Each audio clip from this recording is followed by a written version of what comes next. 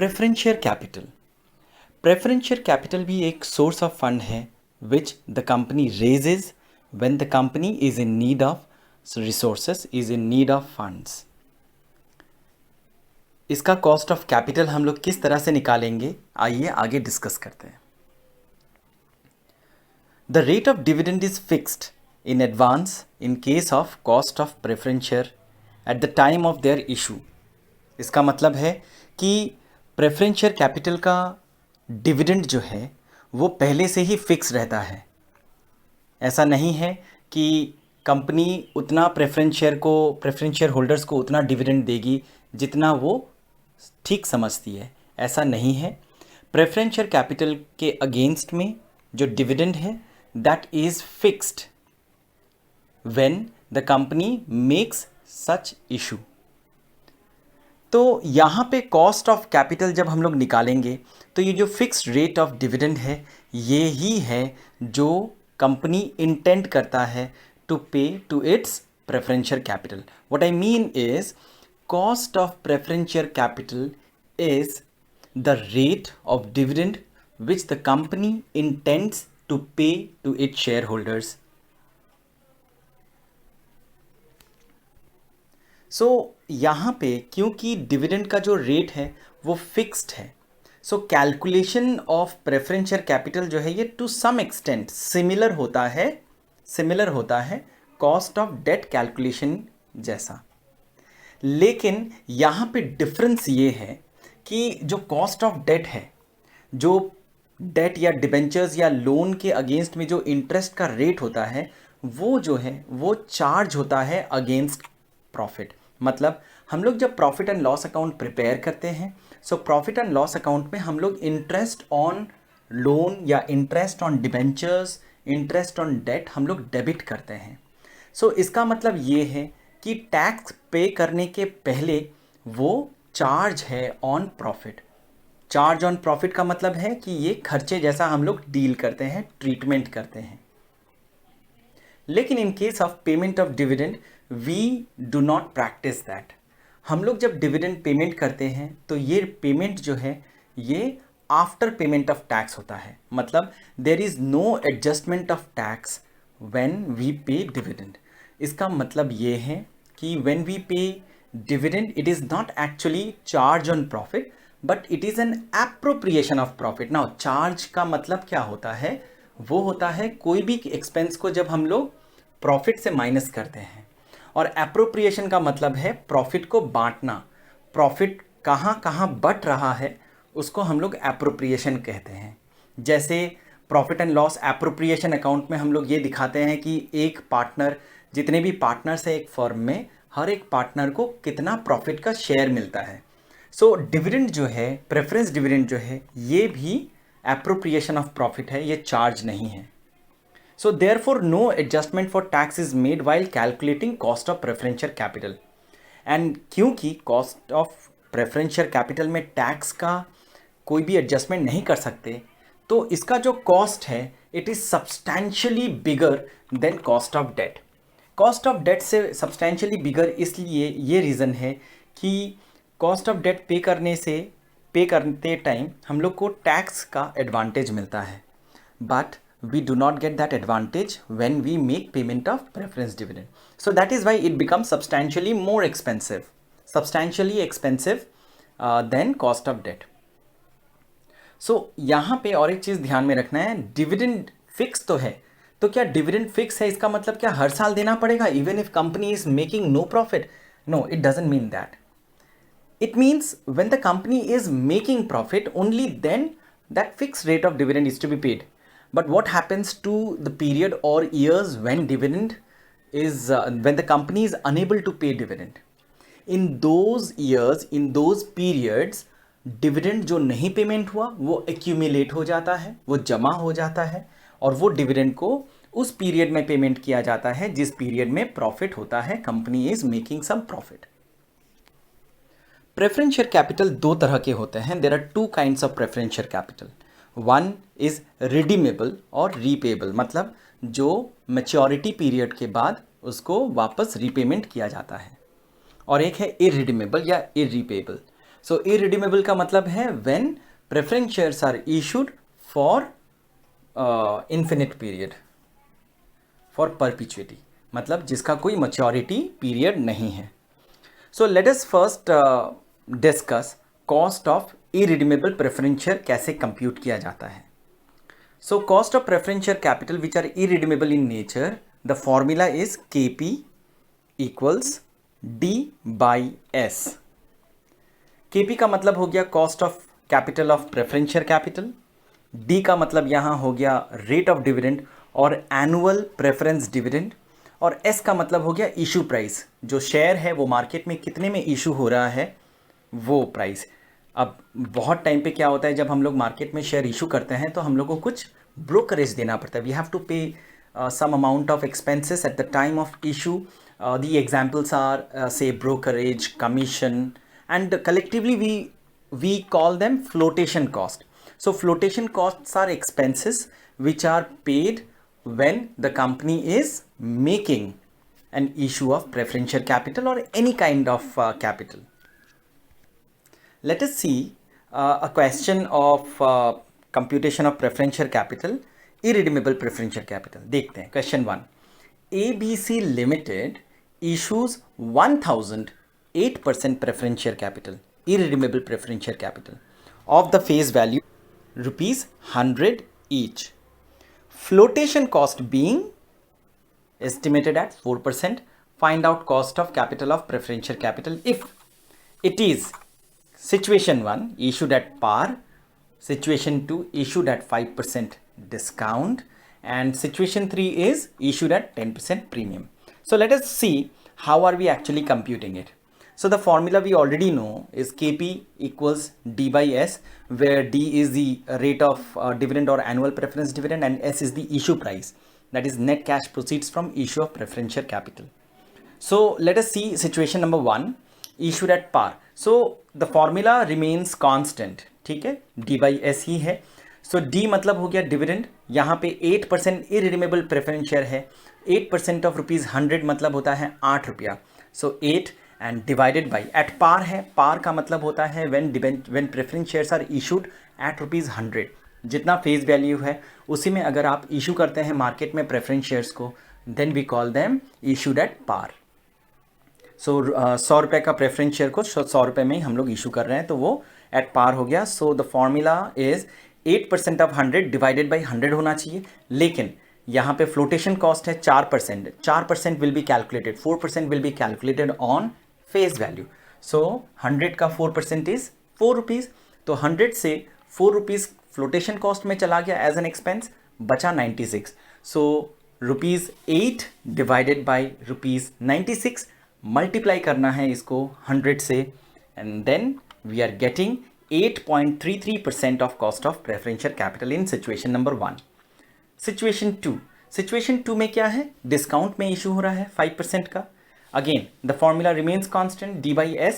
So D is again 8% of 100, face value से ही multiply होगा. यहाँ पे जो S है, S हम लोग को निकालना है कितने में इशू हो रहा है, फेस वैल्यू है उसका 100. We are issuing those preference shares at 5% discount, तो 5% ऑफ 100 माइनस हो जाएगा, ठीक है. सो 100 से 5 रुपीज़ माइनस हो गया, बचा 95. And then we know that there is a flotation cost of 4% again will be calculated on ₹100 of face value, तो उसको भी माइनस करना है 4 रुपया. सो 95 से और 4 रुपीज़ माइनस होगा, बचा 91. So again let us put this entire thing in a formula D/S. So D is 8, S is 96, multiply 100, we are getting 91, sorry, 8 by 91 into 100, we are getting 8.79%. The third situation for us again is issued at 10% premium. Issued at 10% premium. चलिए, सो 8% of 100, again D जो है हमारा वही है constant रहेगा. Premium में issue हो रहा है. प्रीमियम का मतलब होता है अगर अपने फेस वैल्यू से ज़्यादा में इशू करते हैं. कितने में इशू कर रहे हैं, we are issuing it at 10% more. So 100 का 10% is 10, we will add that 10, we are getting 110. और फ्लोटेशन कॉस्ट वापस माइनस होगा 4 रुपया, Again, remember flotation cost is computed on face value. So 4 rupees from 110 is getting deducted. We are getting 106. So we are getting the equation 8 by 106 into 100. So the cost of capital in case of 10% premium 7.55%. चलिए, let us see cost of redeemable preference shares कैसे calculate होता है. Cost of redeemable preference shares जो है उसका formula यहाँ पे मैंने लिखा है KP equal D plus within bracket R minus S divided by N capital N whole divided by R plus S by 2 multiply 100. यहाँ पे D का मतलब वही है रेट ऑफ डिविडेंड, KP का मतलब cost of capital of preference share capital, R का मतलब हो गया redeemable value after maturity period, and S मतलब हो गया इशू प्राइस और नेट कैश प्रोसीड्स. मतलब यहाँ पे S का मतलब भी 100 या मतलब जितने में इशू हो रहा है माइनस करना है फ्लोटेशन कॉस्ट, माइनस करना है अगर डिस्काउंट में इशू कर रहे हैं. ठीक है, जितने में इशू कर रहे हैं वो वैल्यू वहाँ आएगा. और कैपिटल N का मतलब हो गया maturity period. So question number 2 एक बार रीड करते हैं. PQR limited has ₹100 preference share redeemable at a premium of 10% with 15 years maturity. The rate of dividend is 12%, flotation cost is 5%, sale price is 95. मतलब जो ये इशू हो रहा है 95 रुपये में, 95 रुपीज़ में. सो let us calculate cost of preferential capital. देखते हैं यहाँ पे. सो अगेन हमेशा याद रखना है we have to write the formula always before solving the question. So by that we know कि हमें क्या क्या वेरिएबल फाइंड आउट करना है. So D plus R minus S by N whole divided by R plus S by 2 whole multiply 100. यहाँ पे D है मेरा रेट ऑफ डिविडेंड जो कि 12% ऑफ 100 है. We are getting 12 rupees. Amount payable at the time of redemption जो R है वो 10% प्रीमियम में पेमेंट होगा, रीपेमेंट होगा after maturity period of 15 years which is 110. And S का मतलब हो गया नेट कैश प्रोसीड्स. S का मतलब हो गया नेट कैश प्रोसीड्स जो कि हमारा 95 में इशू हो रहा है, वो तो वापस 100 माइनस 5 हो गया 95, 5 रुपये का डिस्काउंट है. And 5 rupees is flotation cost. So we are getting S as 90 rupees and N is given as 15 years. So let us put all these variable in our formula. 12 plus within bracket 110 minus 90 by 15 whole divided by 110 plus 90 by 2 equal 100 into 100. So इसको जब solve करेंगे, मैंने extra steps यहाँ नहीं लिखे हैं. you people are just have to use the calculator to find out. आप यहाँ पे और एक स्टेप ऐड कर सकते हैं कि न्यूमरेटर में आपका कितना आया, डिनोमिनेटर में कितना आया, and the third step will be the answer of 13.33%. चलिए let us C question number 3. 14% preference shares of face value ₹100 issued at 92 per share. So यहाँ पे भी S हमारा 92 आ गया. The shares are redeemable after 12 years at par. Compute cost of preferential capital. So let us first write down the formula. D plus R minus S by N whole divided by R plus S by 2 multiply 100.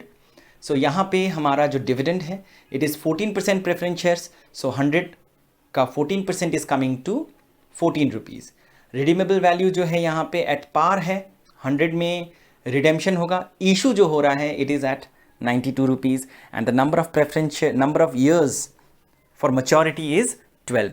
So let us put this those variables in the formula. तो we are getting 14 plus 100 minus 92 divided by 12 whole divided by 100 plus 92 divided by 2 multiply 100. We are getting 15.28%. Remember I have jumped few steps here. आप अपने calculation में यहाँ पे और simplify करके और एक स्टेप ऐड कर सकते हैं. ऐड करना भी ज़रूरी है, एग्जामिनर को पसंद आता है. I am trying to solve these questions as fast as possible so that we can cover up the entire chapter in a shortest possible time. So I do not mean कि आप step jump करें, step नहीं jump करना है. यहाँ पे आपको यहाँ पे जितना सिंप्लीफाई करके आप लिख सकते हैं, जितना अच्छा से एक्सप्लेन कर सकते हैं, that is good for your paper. चलिए let us solve question number 4. 8 year 15% preference shares of ₹100 each redeemable at a premium of 10% with a flotation cost of 5%. Dividend tax 10%. So there is one new item. हम लोग को क्या करना पड़ता है, when the company makes dividend payment, so at that point of time company को dividend tax देना पड़ता है. सो डिविडेंड टैक्स जो है ये एडवांटेज नहीं है, ये डिसएडवांटेज है from companies point of view. उसको एक्स्ट्रा खर्चा करना पड़ रहा है. मतलब क्या है, अगर यहाँ पे डिविडेंड टैक्स 10% है, इसका मतलब आप जितना भी डिविडेंड देंगे उस डिविडेंड पे 10% और जुड़ेगा आपको, और वो 10% आपको सरकार को देना है, गवर्नमेंट को पेमेंट करना है. So for us in this particular situation the formula will be slightly changing. ठीक है, स्लाइटली चेंजिंग. यहाँ पे 8 ईयर्स उसका मैच्योरिटी पीरियड दिया हुआ है.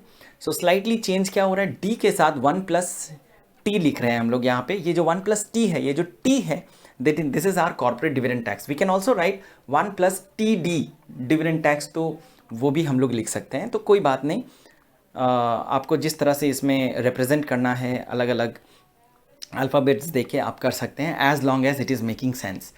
चलिए, so let us write down the formula. D within bracket 1+t bracket close plus within bracket r minus s divided by n whole divided by within bracket r plus s bracket close divided by 2 multiply 100. So यहाँ पे rate of dividend जो है या annual preference dividend जो है, it is 15% of preference shares which are issued at 100, which the face value of which is 100. So यहाँ पे 15 rupees आ गया. कॉर्पोरेट डिविडेंड टैक्स जो है ये हमारा 10% दिया हुआ है, और ये जो 10% है ये हमारा यहाँ पे, सो कॉर्पोरेट डिविडेंड टैक्स हमारा यहाँ पे 10% है, जो कि सिंप्लीफाई करके 0.10 लिखते हैं. R is our amount payable at the time of redemption, which is 10% premium में दे रहे हैं. So 100 + 10% we are getting 100. Remember this corporate dividend tax जो है it is always applicable on the dividend. So 15 रुपया यहाँ पे डिविडेंड दे रहे हैं, तो 15 रुपये का 10% ₹1.5 हम लोग को एक शेयर के डिविडेंड पे पेमेंट करना पड़ेगा सरकार को. ठीक है. Now we are getting issue price of 95. कैसे आया ये 95? हम लोग का फ्लोटेशन कॉस्ट है 5%. सो 100 से फ्लोटेशन कॉस्ट को माइनस करिए, 95 आता है हमारा. And maturity period is already given. So capital N is 8 years. So let us put all these things in our formula. 15 within bracket KP equal 15 within bracket 1 plus 0.10 bracket close plus within bracket 110 minus 95 by 8 whole divided by 110 plus 95 by 2 into 100. So we are getting, again I'm बार मैं बात आप लोग को बता रहा हूँ, do not jump steps. आपको मैंने यहाँ पे नहीं किया है, because my objective is to show you the answers and the formula how we actually present it. but यहाँ पे और 1-2 steps अगर हो तो एग्जामिनर्स को भी पसंद आता है एंड आपका भी कॉन्फिडेंस बढ़ेगा. You will also not feel कि मेरा क्वेश्चन यहाँ पे गलत है. ठीक है. सो वी आर गेटिंग यहाँ पे 17.93% एज आर आंसर.